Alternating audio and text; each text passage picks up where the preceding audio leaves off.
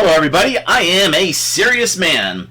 So apparently there's a new movie being made called Alina of Cuba, which is about anti-communist activist and Cuba critic Fidel Castro's bastard daughter, Alina Fernandez. And when it was announced that actor James Franco had been cast to play the Cuban dictator, it didn't sit too well with some people. Specifically, bargain basement Banderas and dwarf star of the worst of all George Romero dead films, Land of the Dead, John Leguizamo. As soon as the casting announcement was made, John Legal Legume went to Instagram to proclaim his outrage at the casting decision, to rant and rave about the lack of Latin faces in Hollywood and on the telly, and decry the appropriation of culture that is often perpetrated by Hollywood and internet streamers. Well, I've got news for you, Lego Lasagna. All culture is appropriated. He's a serious man. He's a serious man. A serious man. A serious man. So, according to this article by Zach Sharf from Variety, which was published on August 5th, the film Alina of Cuba, which is set to begin filming today, August 15th. The film's supporting cast includes Alana De La Rosa, Maria Cecilia Botero, Harding Jr., Sean Zhang, that sounds like a Latin name to me, Rafael Ernesto Hernandez, and Mia Maestro as Alina's mother, Natalia Revuelta. James Franco's casting as Fidel Castro was supported by the real-life Fernandez, who is participating in the film as an on-set creative and biographical consultant. So, Fidel Castro's own daughter doesn't have a problem with the casting. In fact, she sees a striking resemblance between the actor and her own father, but what does she know? She's not a Hollywood insider, she's just the person who lived the story of the movie. This video isn't going to be about this movie or representation in casting or any of that shit. This is about cultural appropriation. In the Instagram rant of Discount Danny Trejo, he decried what he described as the appropriation of Latin culture by Hollywood and internet streamers. And that's the thing I want to focus on: cultural appropriation. In a statement to The Hollywood Reporter, the producer of the film, John Martinez O'Felon, in response to the Instagram lament of Logos Manos, said, quote, "A guy like John Leguizamo has historically been looked up to by Hispanics as one of America's earliest actors of Latin descent since the 90s, and I've always admired him as a fellow underdog. But his comments are culturally uneducated, and a blind attack with zero substance related to this project."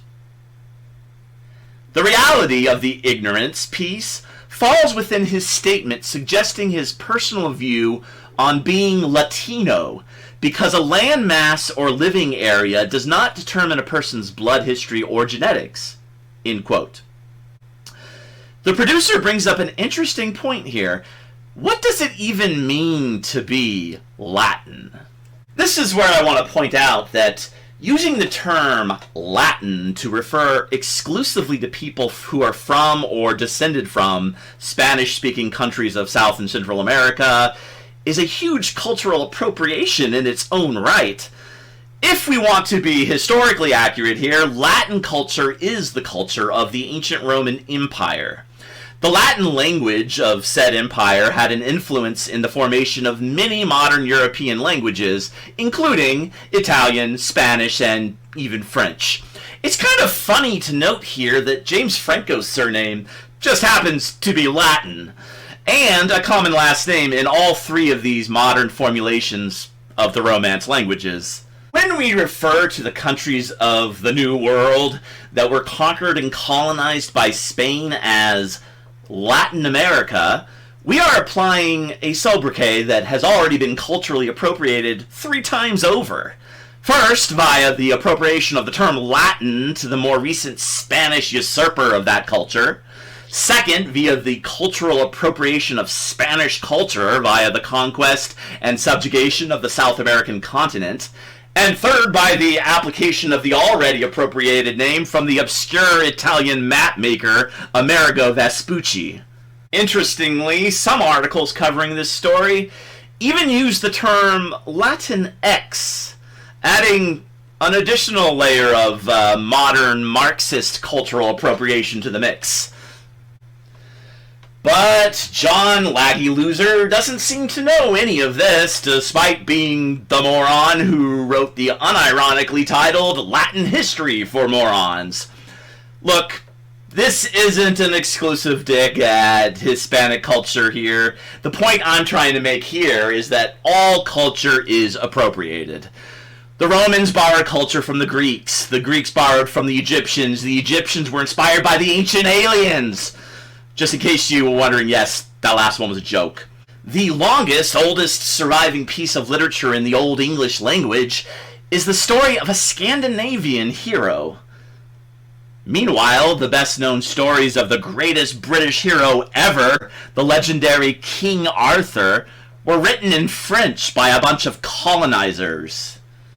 Meanwhile, the English language itself appropriated countless words and the entire sentence structure of its Norman conquerors to become almost indistinguishable from its decidedly Germanic origins. Now, let's move on down to Imperial China, and you'll find that many of the things that we in the West have come to associate with Chinese culture, like the dress and the fancy braids or the long queue of the Imperial Guard, these were all elements of Manchurian culture that were imposed upon the Chinese during the 17th century invasion. During this time, a strict dress code was enforced. Men were made to shave their beards and grow the long hair in the braid, and dress like Manchurians. Confucianism, that great Chinese philosophy, was pushed onto the populace, accompanied by a suppression of certain Ming-era Buddhist ideologies, which were seen as antagonistic toward the new regime. And long before that, you had the insertion of Mongolian culture into Chinese tradition via another invasion. Flash forward, and you've got the Opium Wars and the rise of British commercial and economic imperialism, then the brief appropriation of capitalistic values and nationalism during the 1920s and 30s, followed by the appropriation of the Cultural Revolution and Marxist ideology, then a step back and a reappropriation of mild capitalistic culture. And on and on and on. Culture isn't something that's inborn. It's not a biological constant. It's something that is inculcated, developed, and learned. And most importantly, borrowed and adapted over time. Sometimes culture is appropriated by force, via invasion, colonization, education, or exportation.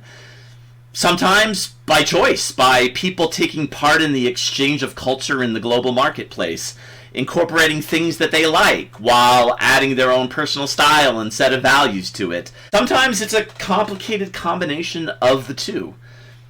From the moment Homo sapiens were able to grunt, we were appropriating culture. Hell, there's every reason to believe that we were stealing behavioral values and norms from Neanderthals or whatever Darwinian uncles were around for us to emulate.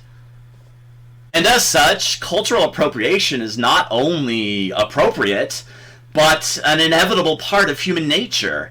As individuals forming and taking part in societies which have close contact and interaction with one another, it's only natural that we would take hold of aspects of other cultures that we like and incorporate them into our own. Appropriation is appreciation. And This is why we have communities in this country and throughout the world that are concerned with younger generations losing their cultural values. It's often said that immigrants who move to the U.S. from countries with different cultural values, as well as indigenous native communities here, struggling to keep the younger generations from losing their heritage and appropriating the culture of the country in which they live.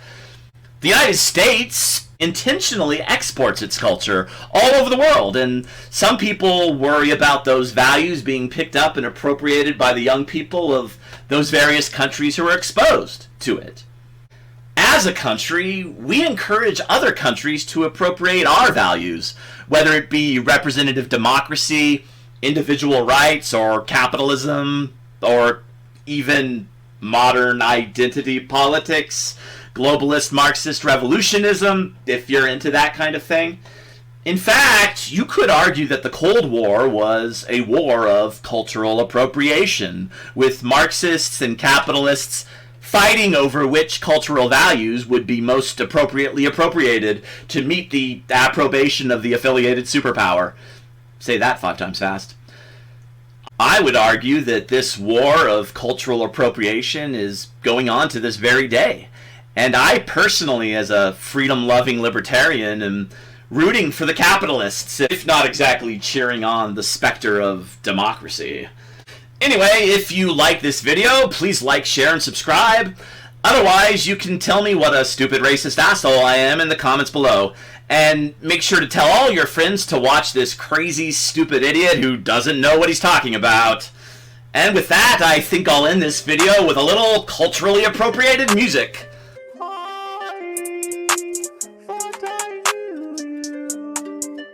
But I was wrong. I was wrong. I thought I knew who you were, but you not the woman I thought you were. You different than the woman I thought you was. But you're different.